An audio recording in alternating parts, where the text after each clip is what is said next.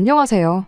말도 안 되는 이유로 시작한 다툼으로 결국 결혼 1년 만에 이혼까지 하게 된 제 이야기를 들려드리려고 왔어요. 저는 올해로 20대 후반이고 남편은 30대 초반으로 궁합도 안 본다는 4살 차이예요. 물론 그걸 믿고 결혼한 건 아니지만요.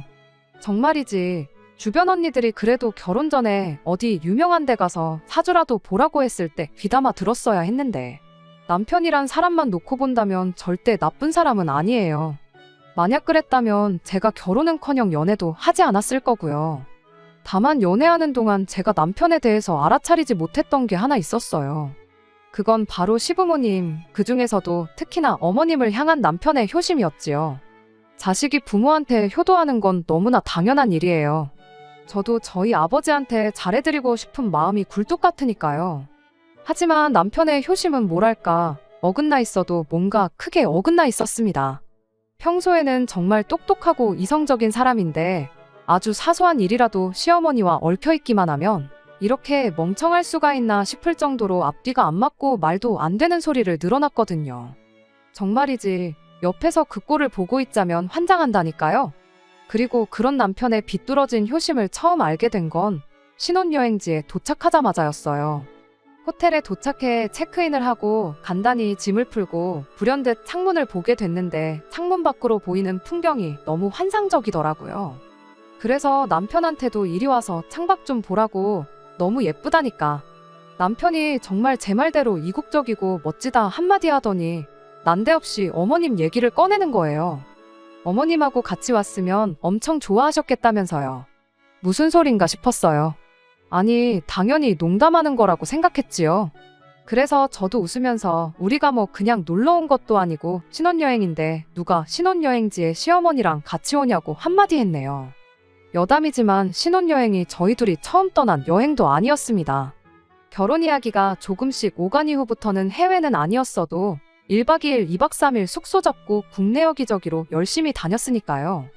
그리고 그때마다 아무리 여행지가 좋고 대단했어도 그냥 연신 감탄하고 즐길 뿐이었지 어머님을 모시고 왔으면 좋았겠다 그런 얘기는 입도 뻥끗 한 적 없어요. 그렇다고 남편이 어머님을 모시고 어딜 다녀왔다는 걸 들어본 적도 없었고요. 아무튼 그래서 저는 당연히 남편이 농담을 하는 거라 생각했고 그래서 그렇게 받아쳤던 건데 남편이 아주 정색을 하면서 그동안 어머님이 자기 뒷바라지 하시느라 얼마나 고생을 하셨는지 더더러 알기나 하냐입니다. 여행 같은 건 꿈도 못 꾸셨다면서요. 그러면서 저더러 저는 친정아버지 모시고 이런데 한번 와야겠다는 생각이 안 드냐. 자식이 돼서는 좋은 데 가고 좋은 거 먹고 하면 당연히 부모 생각이 나는 게 정상이다 그러는데 기가 막혔죠. 그리고 남편 말이 틀렸다는 건 아니에요.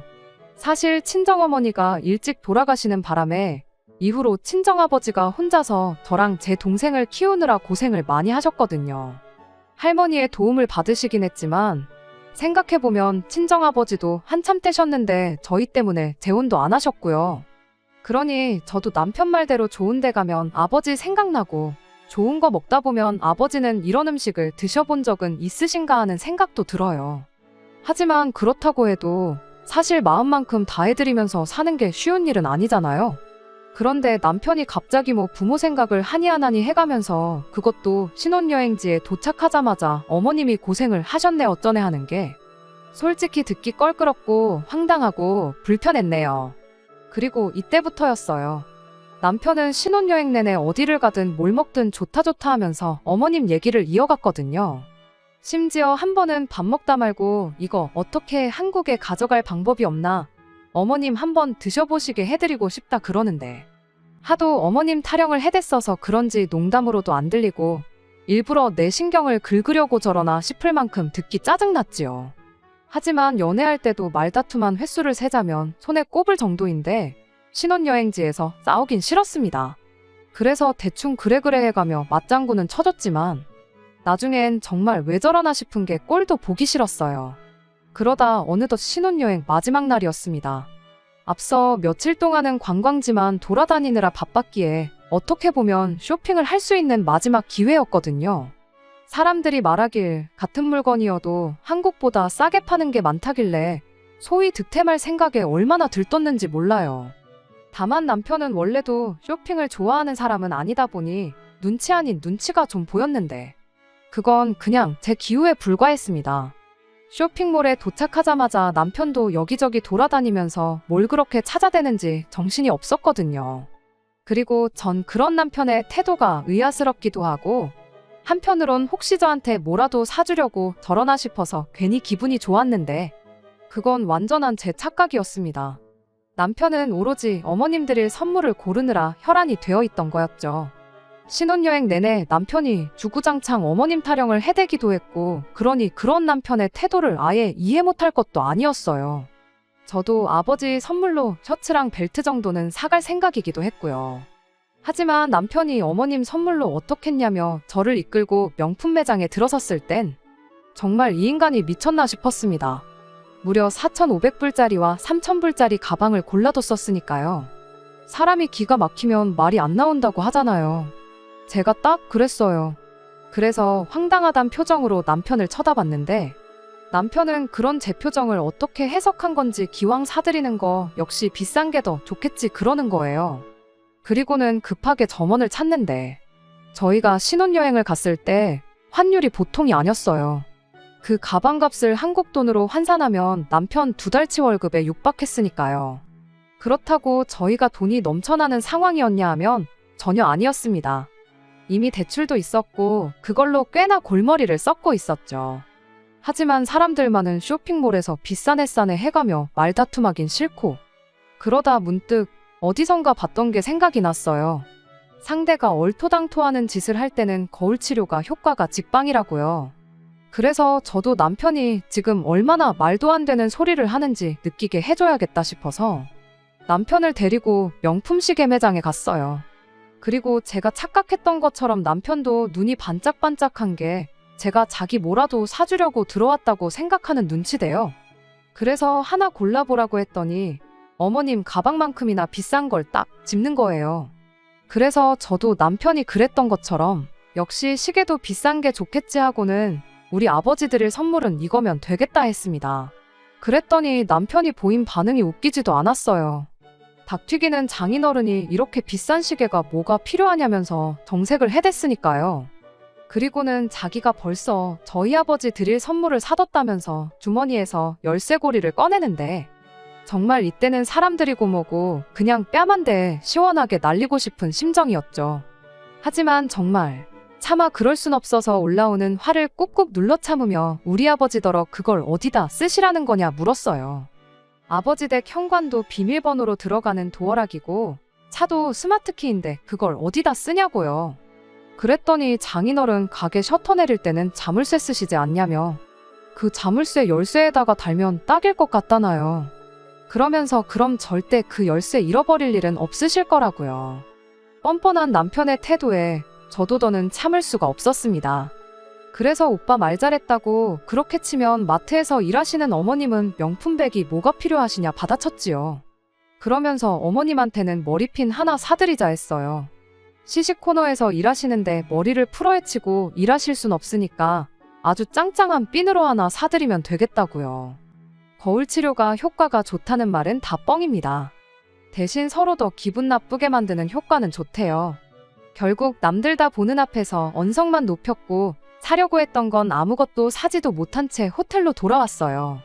마지막 날이라고 분위기 괜찮은 레스토랑도 예약했었는데 그것도 취소하고 호텔 밖으로 나와서는 열받는다고 굶을 수도 없는 노릇이라 가까운 패스트푸드점에 가서 햄버거를 시켰지요.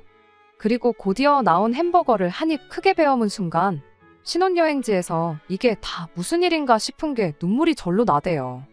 아무튼 그렇게 식사를 마치고 나서 방으로 돌아왔는데 남편도 대충 저녁을 때웠는지 벌써 방에 와 있더라고요. 하지만 말 한마디도 섞기 싫어서 눈길도 안 주고 씻으러 들어가려는데 남편이 저한테 얘기 좀 하답니다. 그리고 전 그때만 해도 그래도 남편이 반성을 좀 했구나. 자기가 뭘 잘못한 건지 깨닫고 사과를 하려나 보다고 생각했어요. 하지만 이 또한 저희 착각이었습니다. 미안하다고 사과를 해도 받아줄까 말까인데 상황 파악이 전혀 안 된 건지 저더러 너는 뭐가 그렇게 마음에 안 들어서 그러냐며 시비를 걸어왔거든요. 꼭 시시비비를 가리고 설명을 해줘야 이해를 하려나 싶어서 그냥 무시하려다가 저도 한마디 했습니다. 일단 신혼여행지에서 어머님 타령을 해댄 것도 그래 자식된 마음에 그렇게 나올 수도 있지 생각하려고 했다. 그런데 어머님 핸드백으로 4,500불짜리? 그게 말이 되냐. 그리고 그래 100번 양보해서 좀 무리하더라도 좋은 거 사드리기로 했다 치면 우리 아버지는 어째서 열쇠고리냐. 선물을 하려면 양가에 공평하게 해야지. 지나가는 사람 열을 붙잡고 물어봐라. 열이면 열. 전부 다 오빠가 이상한 사람이라고 할 거다. 그랬더니 남편이 말도 안 되는 계산 방식을 들먹거리면서 따지고 들었습니다. 어머님이 저희 신혼집 구하는데 보태라고 돈을 좀 주셨는데 받은 게 있으니 성의 표시는 해야 할 거 아니냐고요. 정말이지 속사정을 모르는 사람은 아마 여기까지만 들었으면 제가 염치가 없고 뻔뻔하다 했을 거예요. 하지만 실상은 이렇습니다. 일단 어머님이 돈을 보태주신 건 맞아요. 2억짜리 집을 구하는데 1억을 해주셨으니까요. 참고로 나머지 1억 중 8천은 대출이고 2천은 남편이 모아온 돈이에요. 그러면 저는 뭐 맨몸으로 시집왔냐? 절대 아닙니다. 일단 신혼집에 들어간 혼수는 전부 제가 부담했고요. 신혼여행을 포함한 결혼식에 들어간 비용도 제가 모아놓은 돈으로 충당했어요. 게다가 아버지께서 어머니도 안 계신데 괜히 시부모님한테 미운 털 박히면 안 된다고 예단도 시댁에서 요구하시는 거 뭐 하나 빠지지 않게 챙겨주셨습니다. 그뿐인가요? 저랑 남편이랑 같이 타고 다니라고 중형세단도 한 대 뽑아주셨지요. 그러니 비용으로 따지면 정확히 절반은 아니겠지만 그래도 거의 반반 결혼을 한 거나 마찬가지예요. 남편한테 제가 싫은 소리를 들어야 할 입장은 절대 아니었습니다. 그런데 남편은 제가 해간 건 하나 계산도 안 하고 그저 당장 시부모님 통장에서 1억이 빠져나간 것만 가지고 생색을 내니 어찌나 기가 막히던지요.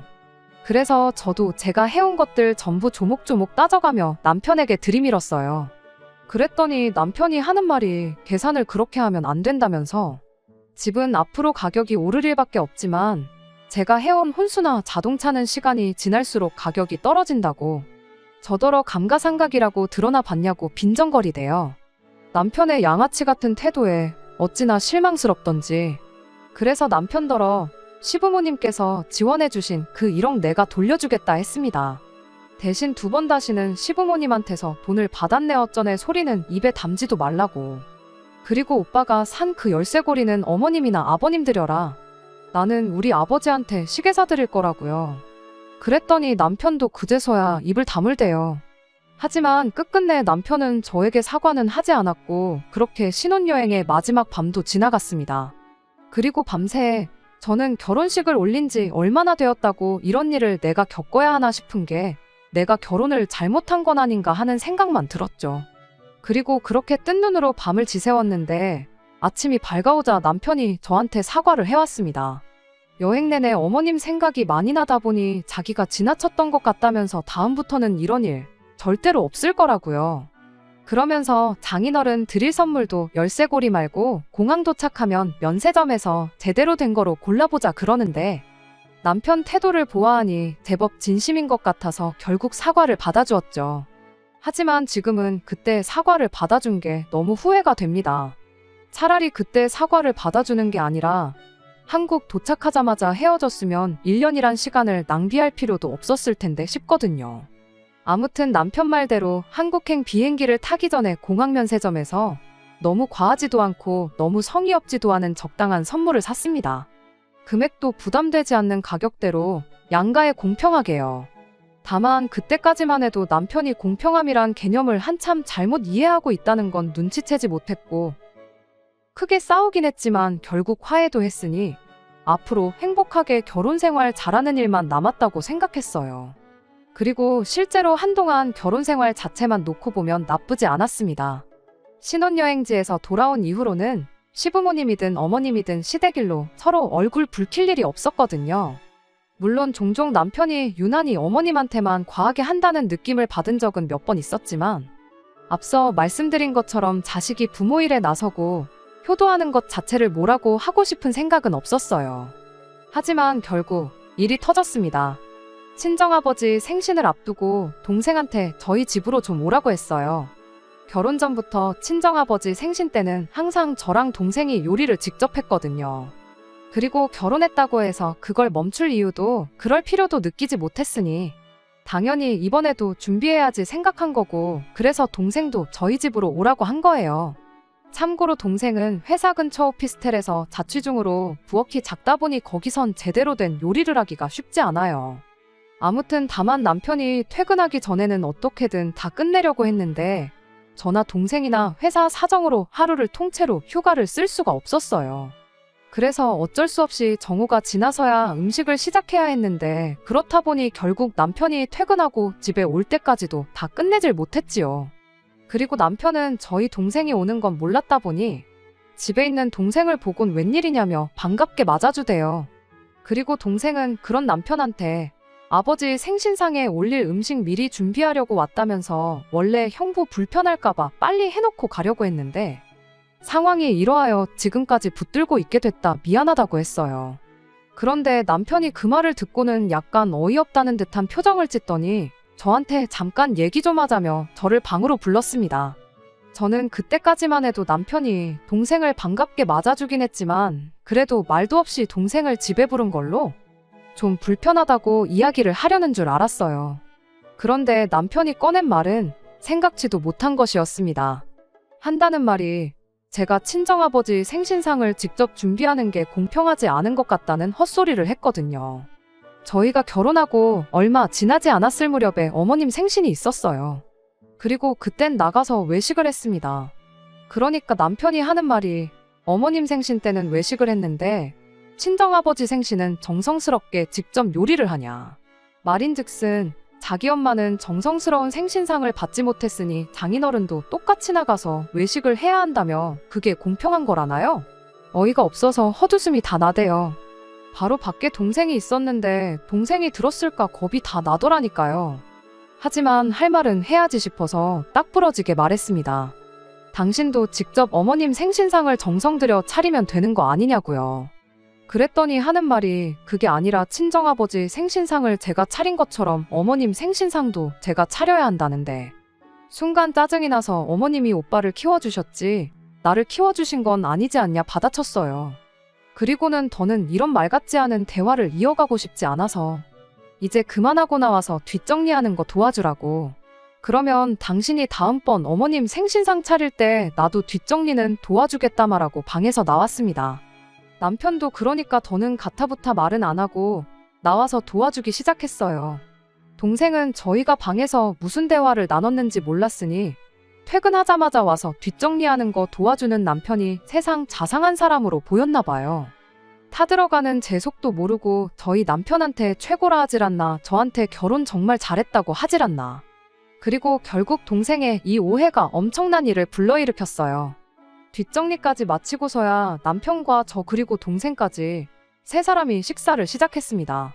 그리고는 이런저런 이야기가 오가던 중 동생이 실은 자기가 들어놓은 적금이 하나 있었는데 이번에 그게 만기가 된다면서 그 돈으로 아버지 해외여행을 보내드리고 싶다는 거예요. 그러면서 저랑 남편을 한번 쳐다보더니 같이 가지 않겠냐는데 순간 아차 싶었습니다. 좀 전까지 남편하고 나눈 이야기가 있었으니 이 인간이 또 어떤 헛소리를 할지 보나마나 뻔하다 싶었거든요. 남편은 처제가 같이 가자는데 당연히 같이 가야지 하고 대답을 했고 동생은 잘 됐다면서. 그런데 언니네도 같이 가게 되면 비용이 조금 부족하니까 비행기표랑 숙소비 정도는 언니네가 내달라고 하더라고요. 여행 계획을 세우는 것부터 가서 들어가는 식비며 잡다한 것들은 자기가 다 알아서 하겠다면서요. 그리고 아니나 다를까 동생이 현관 밖을 나서기가 무섭게 자기도 시부모님을 모시고 해외여행을 한번 다녀와야겠답니다. 그리고 제 경우 아버지의 여행 비용부터 전반적인 모든 걸 동생이 부담하기로 되어 있긴 했지만 그래도 아버지를 모시고 해외여행에 가는 건 사실이다 보니 남편한테 가지 말라고 못하겠더라고요. 그래서 알겠다고 잘 알아보고 모시고 다녀오라 했습니다. 그랬더니 남편이 자기도 저희 아버지 여행 가시는데 따라가니까 저도 자기랑 시부모님이 여행 가는데 따라와야 된다네요. 그래서 어쩔 수 없이 저도 같이 가기로 했지요. 그리고 한 달 후에는 넷이서 다 같이 4박 5일로 해외여행을 다녀왔습니다. 동생이 말했던 대로 저희 여행 경비랑 호텔값만 내고 다녀왔어요. 동생이 계획도 얼마나 꼼꼼하게 잘 세워놨는지 가서 불편한 거 하나 없이 좋은 시간을 보냈네요. 그리고 그렇게 어머님의 생신도 다가왔습니다. 약속한 바가 있었지만 솔직히 남편이 요리를 잘하는 사람도 아니고 그래서 하는 척이라도 하면 저도 못 이기는 척 같이 해주려고 했어요. 하지만 남편은 해보기도 전에 그냥 저희 친정아버지 생신 때처럼 제가 음식을 하고 자기가 뒷정리를 하면 안 되겠냐대요. 그래서 안 된다고 거절하니 그냥 외식하잡니다. 그래서 외식했어요. 그리고 이때는 그놈의 공평은 찾지도 않더라고요. 하지만 여행은 달랐습니다. 여행 또한 남편 말대로 공평하게 저는 같이 가기만 하려고 했는데요. 문제는 남편이 여행 계획 같은 걸 꼼꼼하게 세우는 성격이 아니거든요. 그래서 남편만 믿고 갔다간 저도 저지만 시부모님이 생고생하실 게 안 봐도 비디오인 거예요. 그래서 여행 계획은 제가 세우기로 했습니다. 그런데 계획을 세우려고 보니 예산 자체가 턱없이 부족했어요. 저희 동생이야 처음부터 친정아버지 해외여행을 염두에 두고 돈을 모아왔기에 예산이 넉넉했지만 시부모님을 모시고 가는 건 순전히 남편이 멋대로 정했던 거라 예산이 넉넉지 못했던 거죠. 그래서 여행지는 가까운 일본으로 정했습니다. 가까워서 비행기표도 저렴하게 구할 수 있었고 엔저다 보니 약간의 쇼핑도 할 수 있겠다 싶었거든요.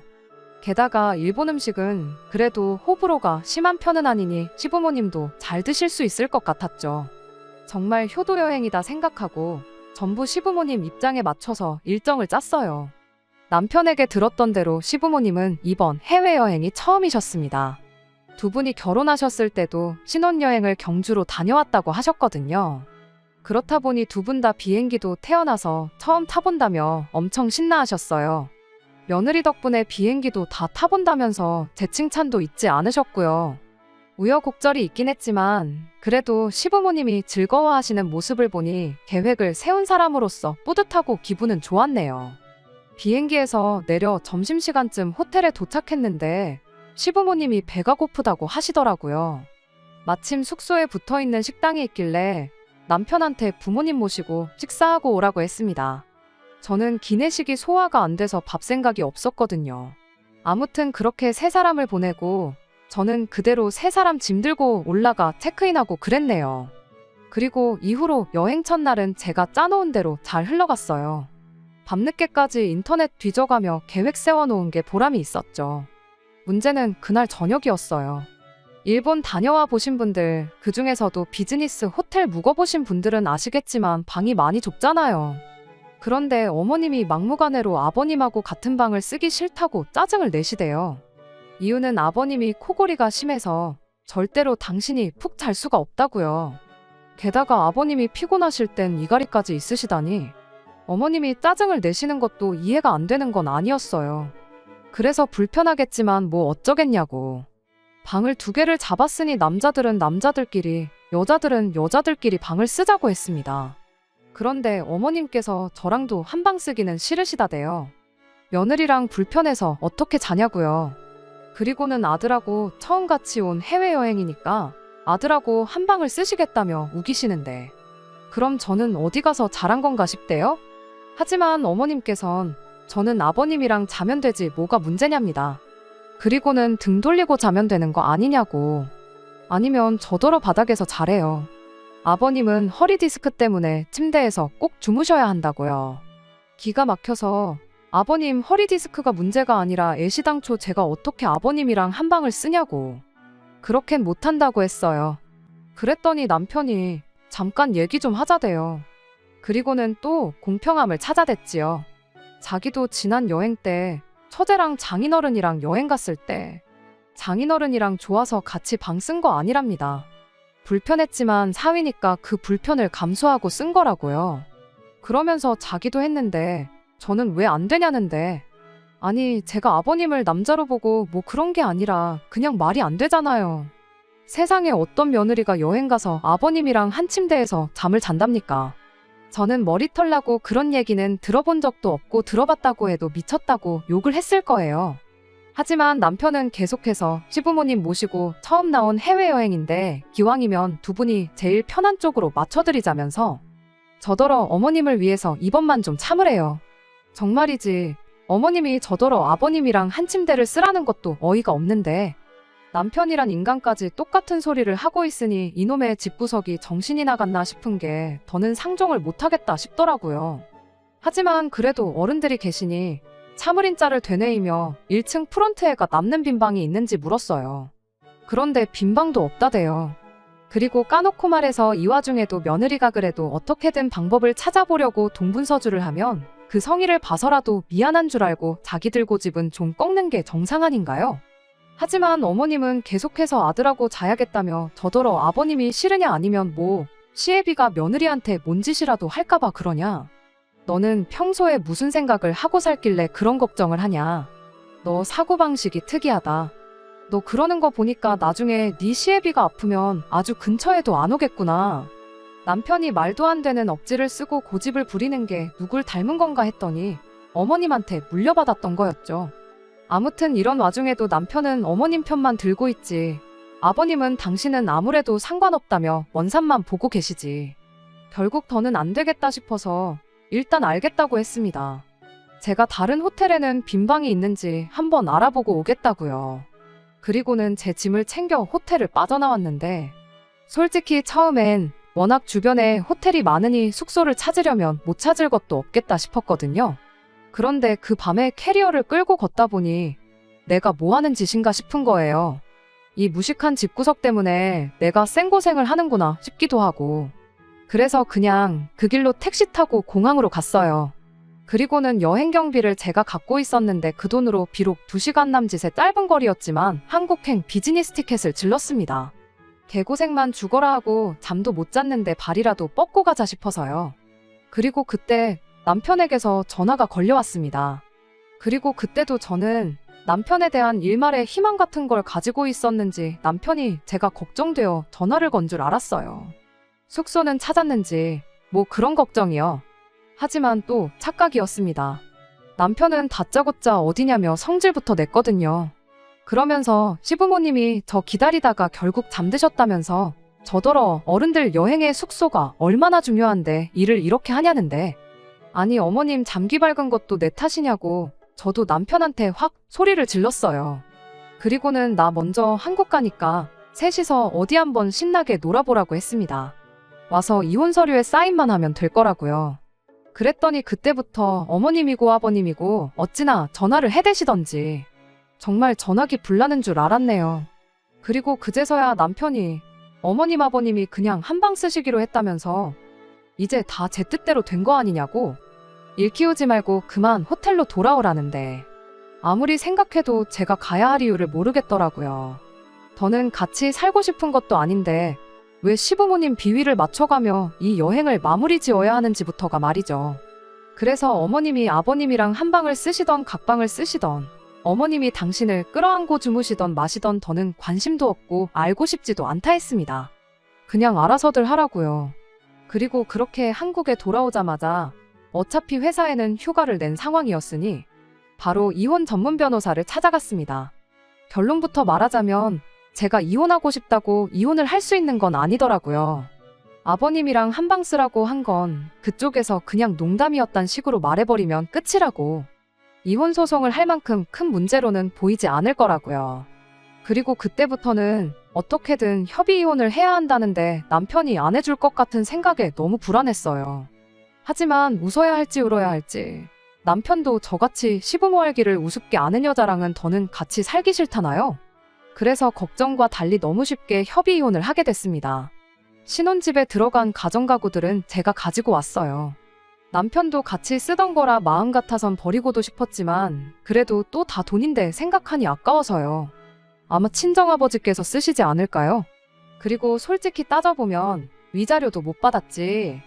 오히려 집 사느라 받았던 대출금에서 많이는 아니지만 그래도 얼마라도 같이 갚았단 말이에요. 그러니 그게 좀 속이 쓰리긴 한데 그거 받자고 또 남편이랑 얘기할 거 생각하면 벌써부터 스트레스가 이만저만이 아니라서 그냥 잊어버리려고 했지요. 그런데 오늘 이혼 숙려 기간까지 다 끝난 마당에 남편이 연락을 해와서는 자기가 너무 성급했던 것 같답니다. 저 그렇게 가고 나서 속상해하시는 어머님을 보니 눈에 뵈는 게 없었다면서 그래서 자기가 너무 경솔하게 행동했던 것 같다고 한 번만 용서해주면 안 되냐대요? 이럽다 하곤 끊었죠 뭐. 앞서 말씀드렸던 것처럼 그냥 초장이 아니다 싶었을 때 끝을 봤어야 했는데 설마 하는 마음에 한 번 더 믿어주고 하다가 여기까지 오게 됐으니 남편에 대한 희망을 버리지 못한 제 잘못인가 싶기도 하네요. 그래도 괜히 소송까지 가고 번거로워질 수도 있었는데 협의이혼으로 마무리됐으니 이것만 해도 어딘가 싶기도 하고. 아무튼 이제 다 끝난 일이니까 오늘을 끝으로 더는 곱씹어보지도 않으려고요. 아직도 여전히 저를 응원해주는 친정아버지와 동생 그리고 주변 사람들을 생각해서라도 보란듯이 더 잘 살아갈 겁니다. 끝까지 들어주셔서 감사합니다. 오늘의 사연은 여기까지입니다. 구독과 좋아요, 알람 설정 부탁드리고 더 좋은 사연으로 다시 찾아뵙겠습니다. 감사합니다.